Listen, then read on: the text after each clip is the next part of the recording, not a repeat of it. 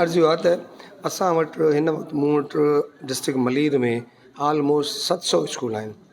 ऐं 700 स्कूलनि मां जेकॾहिं असां विज़िट जेको कयो आहे, जेको उन्हनि जो इंफ्रास्ट्रक्चर मूं विज़िट कयो आहे,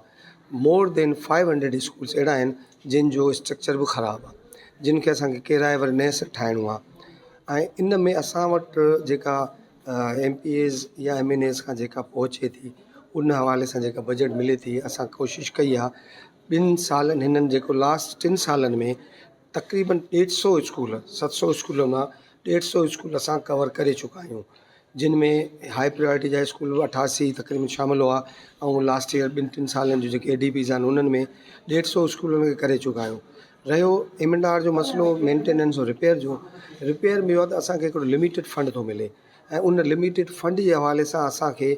थोरा ई स्कूल खणणा पवंदा, चूंकि स्कूलनि जी तादादु ज़्यादा आहे। इन जे करे असां कोशिशि इहा कई आहे त हर साल घटि में घटि 10-12 स्कूल M&R में खणूं। मूं साईं वारनि से बि इहा रिक्वेस्ट कई ऐं सेक्रेटरी लेवल ते बि मूं इहा ई रिक्वेस्ट कई ऐं फाइनेंस वारनि खे मां बार बार इहा ई रिक्वेस्ट लेटर मोकिलींदो आहियां त असांखे मलीर में चूंकि स्कूलनि जो तादादु तमामु वॾो आहे,